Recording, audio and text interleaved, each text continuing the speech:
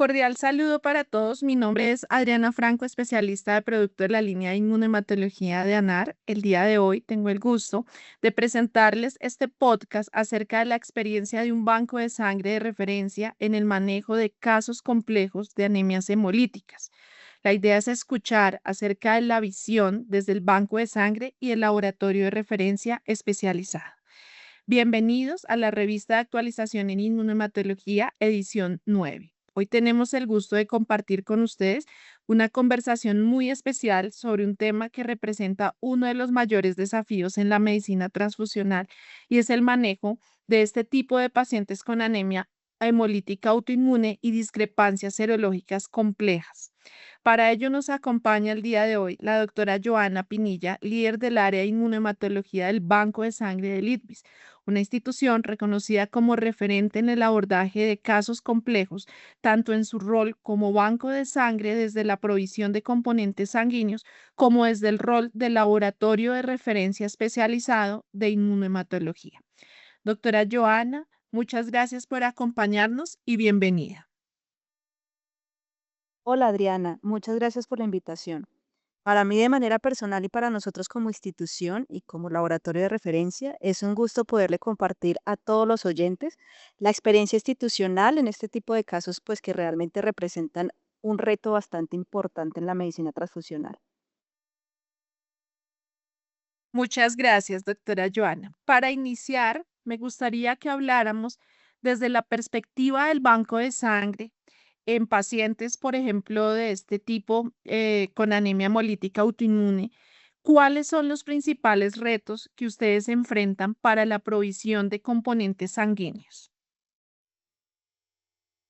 Bueno, Adriana, estos pacientes representan un desafío importante porque tienen unos hallazgos inmunematológicos de discrepancias serológicas de todo tipo.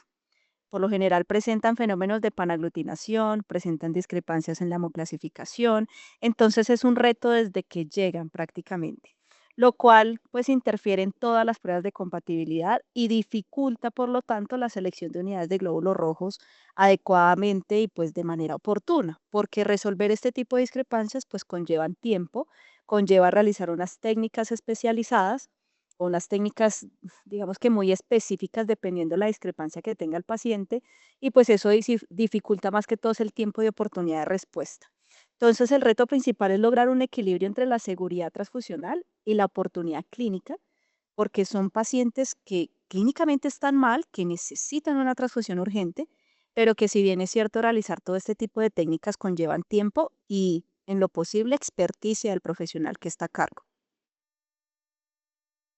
Con relación a lo que mencionas, es muy importante, casualmente por lo mismo, por la complejidad, obviamente, tanto del paciente, muchas veces, pues también la urgencia y como esa forma de una u otra manera eficiente en que ustedes pues tienen que responder. Me gustaría saber cómo se organiza el banco de sangre para poder responder de una manera pues efectiva y oportuna, obviamente en la medida de lo que se puede en este tipo de casos. Bueno, hablándolo desde el rol como banco de sangre, es importante tener en cuenta varias estrategias, pues que son clave. La primera, en lo posible, tener unidades de glóbulos rojos con fenotipos eritrocitarios extendidos, ¿sí? En lo posible, tener estas unidades de glóbulos rojos disponibles, porque cuando nos llegan este tipo de pacientes, por lo general son pacientes politransfundidos, son pacientes que llegan, han sido transfundidos otras veces y llegan críticamente mal, entonces, sí necesitamos en lo posible transfundir esos pacientes, isofenotipo RH más que él, que es como lo mínimo que nos piden, o dependiendo de los hallazgos serológicos que veamos, pues vamos a mirar otros antígenos negativos. Por eso, en lo posible, una fenotipificación extendida de los donantes. También tener una base de datos robusta de este tipo de donantes que puedan servir, o sea, que tengan unos fenotipos especiales que le puedan servir a estos pacientes que lo requieren, en caso de no tener disponibilidad de esas unidades de glóbulos rojos ya fenotipados. También tener convenios interinstitucionales, pues que faciliten el envío de unidades de glóbulos rojos fenotipados a otras instituciones que enfrentan este tipo de casos complejos. Por lo menos ICVIS tiene todo este tipo de estrategias. Tiene unidades de glóbulos rojos fenotipadas normalmente en su stock, no solo con fenotipo RH más que él, sino con fenotipos extendidos. Apoyamos a instituciones que requieran digamos que este tipo de glóbulos rojos, y pues tenemos una base de datos bastante extensa, casi de 25 años, en donde hay múltiples donantes con diferentes fenotipos. Entonces, todas estas estrategias permiten una planeación anticipada para estos pacientes que son politransfundidos o con necesidades transfusionales recurrentes. Perfecto. Además de este rol como banco de sangre, bueno, como ya lo hemos mencionado, el IDVIS pues también funciona como un laboratorio de referencia a nivel nacional para inmunohematología especializada. ¿Qué diferencia a este tipo de laboratorio en el abordaje de pacientes, por ejemplo, con anemia hemolítica autoinmune? Bueno, nosotros como laboratorio de referencia contamos con algunos algoritmos para el abordaje de estos pacientes con unas serologías complejas. O sea que tenemos unos resultados en los cuales no sabemos si tiene una mezcla, si solo tiene autos, si puede tener autos más solo anticuerpos, que algunos son de relevancia clínica, otros no. Entonces, dependiendo del contexto individual de cada paciente, nosotros manejamos unos algoritmos por los cuales nos vamos hacer diferentes técnicas especializadas. Entonces, para realizar este tipo de cosas, nosotros contamos con ya técnicas estandarizadas de absorciones, que no solamente es una absorción autóloga, que por lo general lo hacen algunos servicios de gestión pretransfusional, sino que también hacemos absorciones halogénicas precisamente para garantizar como esa seguridad transfusional de los pacientes que vienen transfundidos recientemente o que son precisamente politransfundidos y donde no sabemos o no le podemos determinar el fenotipo que tiene, pues precisamente porque viene transfundido con otros lóbulos rojos de donantes, de diferentes donantes.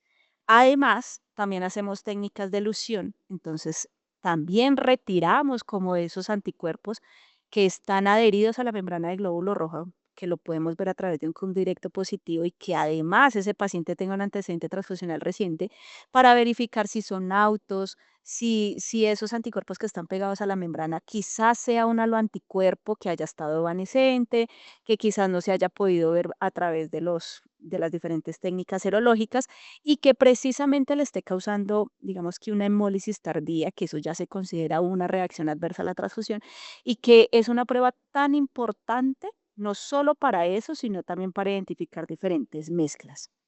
Y también tenemos otras técnicas estandarizadas de disociación de, de los glóbulos rojos. Entonces podemos disociar estas moléculas que están en la membrana del glóbulo rojo para poder determinar antígenos que están en la membrana eritrocitaria y que por tener esos complejos eh, inmunes adheridos en la membrana, pues nos dificulta poder determinar ciertos fenotipos. Para esas disociaciones, pues tenemos diferentes técnicas, como también decimos a veces, no, tenemos que eluir con CIPSAP, tenemos que eluir con cloroquina para poder determinar un fenotipo eritrocitario, etc. Digamos que esas son herramientas que finalmente permiten definir el abordaje transfusional más adecuado para cada paciente. Y cada paciente tiene un contexto diferente. Digamos que lo que es más interesante de monohematología y a las personas que les gusta este campo es que todo el tiempo se aprende. La experiencia que se adquiere mirando de frente las muestras de un paciente y todos los hallazgos serológicos y fenotípicos que tiene, digamos que fortalece esas capacidades técnicas del personal y finalmente se aprende continuamente. Nadie tiene, digamos que la razón a ciencia cierta, sino que cada caso es individual y debo ser muy, digamos que tener mucha perspicacia, pensar muy bien cuál es el contexto de mi paciente para saber qué técnica utilizo, porque yo puedo tener en un laboratorio todas las técnicas, pero si no sé para qué se usa cada uno, si no tengo claro para qué me sirve cada uno, de nada me sirve tenerlas todas si no tengo el contexto claro de la utilidad que tiene cada una de ellas. Además, pues también tenemos, como te decía, las estrategias de que contamos en el laboratorio de referencia con el banco de sangre o con la disponibilidad de glóbulos rojos. Y como lo decía en la respuesta anterior, pues tenemos fenotipos extendidos, o sea, donantes ya con fenotipos extendidos. Tenemos una base de datos bastante robusta. Tenemos esos convenios con las instituciones donde podemos darle respuesta a esas necesidades que requieren tan urgente. Y pues siempre lo trabajamos bajo un enfoque de gestión del riesgo transfusional. Para nosotros, y considero que para mí como profesional lo más importante es garantizarle al paciente una transfusión lo más segura posible. Eso es lo más importante. Que si se demora el caso, pues es mejor que se demore un poquito, pero que yo llegue acertadamente a darle respuesta a ese paciente con lo que realmente necesita. No es jugar con el tiempo a ver quién responde más rápido o a ver cómo trato de negativizar estos autoanticuerpos que una anemia hemolítica autoinmune por dar respuesta rápida a una transfusión. No, lo importante es hacer adecuadamente todas las técnicas necesarias para garantizar que el componente que yo le voy a enviar a mi paciente es el que verdaderamente necesita y no voy a, digamos que, a empeorarle clínicamente ese estado hemodinámico de mi paciente. Tienes toda la razón. En ese caso, pues entre tantos pacientes, como tú dices, son como un mundo diferente, una historia diferente cada uno, porque pues obviamente tienen diferentes tipos de variables, de antecedentes que ustedes pues tienen que tener en cuenta, obviamente para poder hacer el mejor abordaje, como tú muy bien lo dices, porque es cierto, o sea, efectivamente ustedes disponen pues de todas las técnicas y las tecnologías, digamos, que permiten esta resolución de casos, pero casualmente su experticia, su experiencia y ese enfoque integral es lo que hace que ustedes puedan, obviamente, resolver cada uno de estos casos teniendo en cuenta que pues ninguno es igual al otro. Entonces, teniendo en cuenta esto, me gustaría que nos pudieras compartir alguna experiencia que refleje la importancia de contar con este enfoque integral que nos comentas.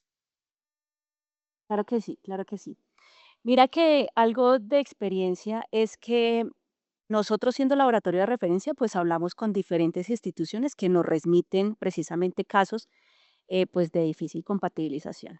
Algo interesante en eso, y lo recalco acá, es la comunicación continua con las instituciones. Si bien es cierto el laboratorio, o por lo menos el servicio de transfusión, puede hacer un millón de cosas, las técnicas que quieras, matarse la cabeza pensando que tiene el paciente, pero si bien es cierto, esto es un trabajo interdisciplinario. Yo necesito saber el paciente qué medicamentos ha tomado, qué contexto tiene el paciente, cómo se encuentra hemodinámicamente, si ha tenido, digamos, alguna reacción transfusional. Y eso es un trabajo que continuamente se tiene que hacer con la institución. La institución habla con los médicos y es importante que ahí es donde los servicios de transfusión deben fortalecer sus capacidades técnicas y científicas para abordar con un especialista un caso como estos que a veces son complejos, otras veces no. Pero entonces para que el médico pueda darle la mayor información posible y que estas instituciones, siendo servicio de transfusión, que un ejemplo me lo envíen a mí como laboratorio de referencia, pues nosotros tratar de tener la mayor información posible, porque con esa información es que nosotros empezamos a unir todo el rompecabezas. Entonces, últimamente, o digamos que hemos tratado de fortalecer ese tema de la comunicación con las instituciones y además, pues permitiendo esa comunicación, nos hemos dado cuenta que algunos servicios de gestión pretransfusional ya tienen dentro de sus reactivos y cosas que para poder tratar este tipo de casos complejos, por ejemplo, unidades de glóbulos rojos fenotipados para hacer absorciones halogénicas, lo cual es una maravilla. O sea, yo digo, qué chévere que puedan tener este recurso los servicios de gestión pretransfusional, porque es que no todos son absorciones autólogas. Ay, voy a hacer una autoabsorción, voy a hacer una autoabsorción, voy a hacer una autoabsorción. Pero ¿será que el paciente se aplica para hacer una autoabsorción? No todos los pacientes se les debería hacer una autoabsorción. Esto es un riesgo enorme en los pacientes que han tenido transfusiones recientes en los últimos 3 meses, porque yo no solo estoy absorbiendo autoanticuerpos, quizás estoy absorbiendo a los anticuerpos que hay y que se están pegando no a los glóbulos rojos de mi paciente, sino a los glóbulos rojos de los múltiples donantes que el paciente ha recibido como transfusión. Entonces ahí está el riesgo de las autoabsorciones y eso es tratar de cambiarle un poco el chip a estos servicios de gestión pretransfusional y decirles, bueno, si ustedes tienen la capacidad de tener estos glóbulos rojos fenotipados y hacer absorciones halogénicas, qué maravilla. Bacano, chévere que los tengan, que lo puedan implementar, que lo puedan estandarizar. Pero todo hay que hacerle un buen uso. ¿sí? Entender muy bien la técnica, cómo se utiliza, para qué se utiliza, y si no la tienen, porque bueno, no tienen suficiente personal, porque necesitan una capacitación, por lo que sea, un acompañamiento distinto, pues remítalo a un laboratorio de referencia que sí lo haga. Pero aquí radica la importancia de la seguridad transfusional de mi paciente, de evitarle una reacción adversa a la transfusión de mi paciente, que si se demora más, quizás sí, pero es mejor que se demore un poquito y garantizarle la seguridad del paciente. Vuelvo a lo mismo de lo que decía en la pregunta anterior. Entonces siento que esa es una experiencia positiva que yo he escuchado porque nosotros llevamos haciendo este tipo de técnicas hace mucho tiempo, pero si bien es cierto, tratamos de fortalecer con capacitaciones y demás a las instituciones que lo requieren, pero no hay nada como hacerlo. Y a mí me alegra mucho que hayan servicios que hoy en día se estén lanzando a hacer este tipo de técnicas y estrategias para darle una respuesta más oportuna a sus pacientes, pero siempre digo, no es importante tenerlo, quizás tenerlo lo más fácil, lo importante es saber tenerlo, saberlo utilizar, y porque finalmente eso va para un paciente. Entonces no es falsear, porque mira, muchas veces uno escucha, no, necesito absorber para negativizar el RAI, necesito negativizar el RAI. No, hay casos, mira, aquí hemos visto casos en donde nos vamos a diferentes absorciones y no se nos negativiza y vamos a hacerle un panel de identificación y resulta que yo ya me llevé los autos, pero tengo una mezcla de anticuerpos y entonces, claro, nunca se me negativizaba el RAI, pues porque el RAI me mostraba la mezcla de anticuerpos. Cuando amplié el estudio a panel, a 11 células o hasta 18 células, me doy cuenta que este paciente no solo tenía autos, tenía otros halos y por lo tanto me dificulta más la búsqueda porque tengo que buscar unidades de glóbulos rojos con ciertos fenotipos. Entonces, a veces el resultado no es querer obtener un plasma que con las pruebas transfusionales, sean pruebas de compatibilidad, rastreos o identificaciones, me dé todo negativo. No, estas pruebas son útiles para yo poder saber si en medio de esos autos tengo halos. Eso es lo que yo quiero tener. Porque estos pacientes que vienen así, todos son complejos. Todos han tenido múltiples transfusiones. Al tener múltiples transfusiones y una respuesta inmunológica tan alta, tan acelerada, pues pueden tener también a los anticuerpos por ahí ocultos que yo no estoy viendo. Entonces, también acá hemos visto, por lo menos en técnicas de elusión, hacemos las absorciones y todo, y luego por técnicas de elusión vemos otro anticuerpo que no lo vemos en la serológica. ¿Y por qué no lo vemos? Porque quizás lo acabo de adquirir y no tiene un título suficiente para yo verlo en una técnica por microcolumna de gel, porque a veces también los profesionales piensan que todo se tiene que ver por la microcolumna de gel, o sea, que si yo digo que un rastreo es negativo, mejor dicho, es negativo y no tiene nada. No, eso también tiene unos rangos de sensibilidad. O sea, yo puedo estar no viendo algunos anticuerpos porque quizás esos anticuerpos no están en tan alto título o en cierto título, por decirlo así, que me logre detectar la técnica. Entonces yo como servicio sé la técnica que utilizo, cómo está en sensibilidad y especificidad, te lo apuesto que no. Entonces, ese es el reto que deben tener todas las instituciones para, digamos que saber cómo se usan las técnicas, utilizarlas de manera eficiente para darle oportunamente a un paciente una respuesta transfusional, pero lo más importante es la seguridad. Eso es lo más importante. Muchas gracias. Bueno, con todo, obviamente, ese bagaje, esa experiencia y pues todos los casos que ustedes a diario pues resuelven, creo que es muy importante también lo que mencionas con relación, pues uno, a la comunicación, ¿no? Fundamental esa comunicación en ese equipo de trabajo, tanto en ustedes, por ejemplo, como referencia con el servicio que pues les está remitiendo y ellos a su vez, obviamente, con este médico tratante, pues que está, digamos, a bordo de este tipo de pacientes para poder tomar pues esas decisiones transfusionales de una manera conjunta, evaluando riesgo-beneficio, pues por ejemplo en transfusiones urgentes y pues que ustedes también brindan ese tipo no solo de resolución de casos, sino también de asesorías técnicas que puede ayudar a fortalecer, como decías, esas capacidades y pues siempre en aras de la seguridad transfusional.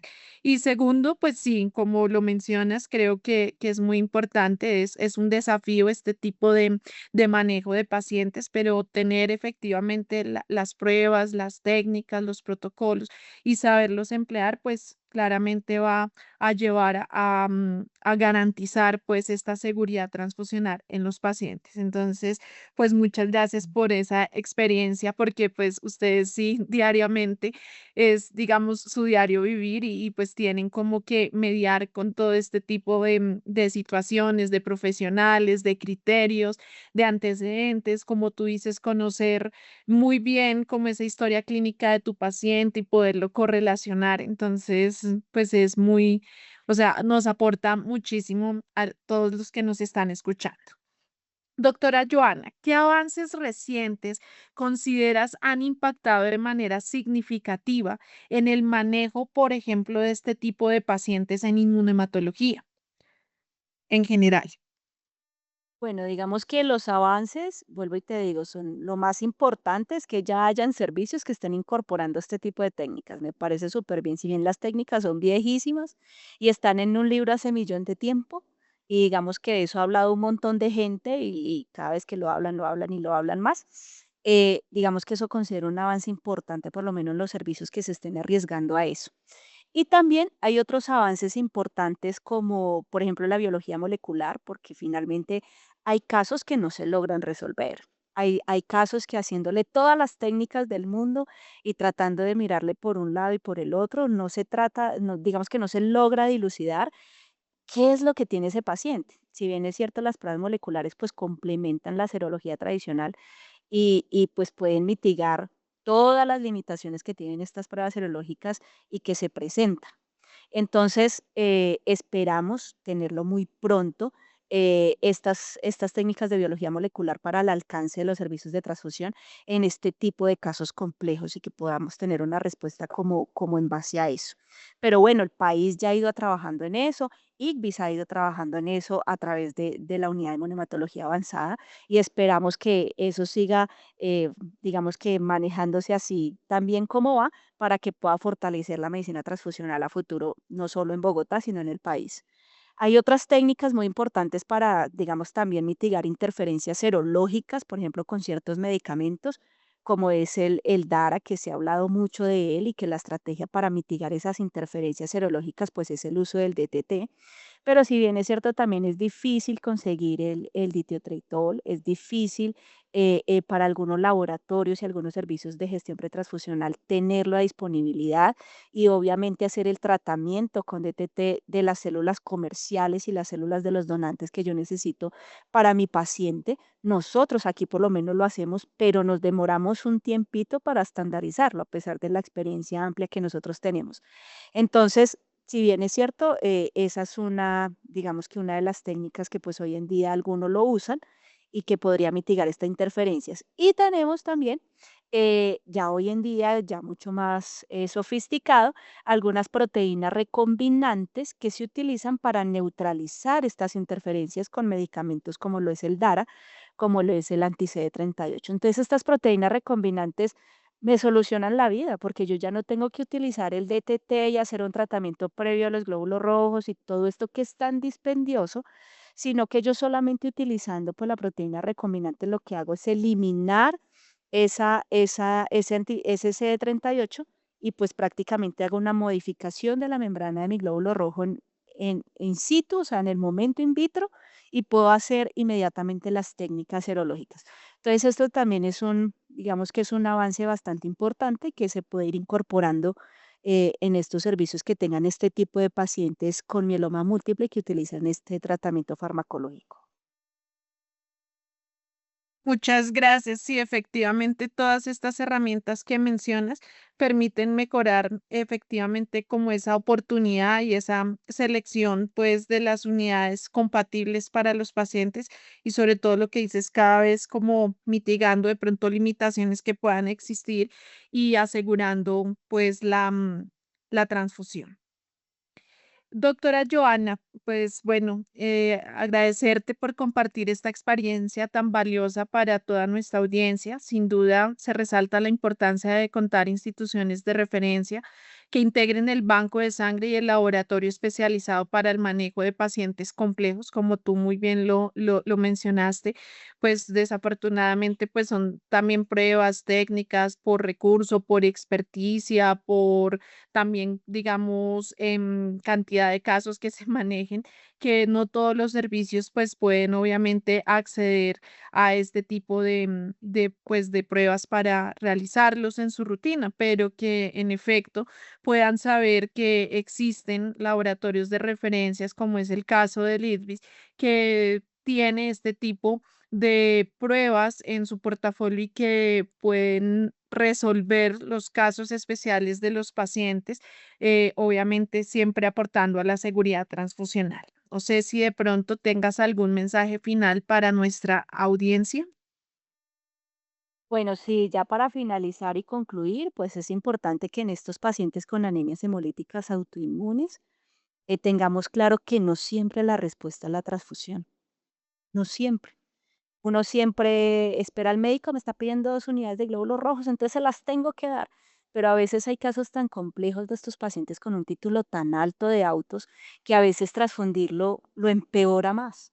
Cuando uno les da un contexto muy técnico y científico a los médicos de lo que tiene un paciente, quizás puedan activar esos protocolos de transfusión restrictiva o el Patient Blood Management, que hoy en día también muchas instituciones lo hacen, precisamente para evitar esas transfusiones en donde es mejor no transfundir, no ponerle nada. Entonces, no siempre el resultado en estos pacientes es tener un glóbulo rojo compatible posabsorción, ni tampoco es la transfusión como tal.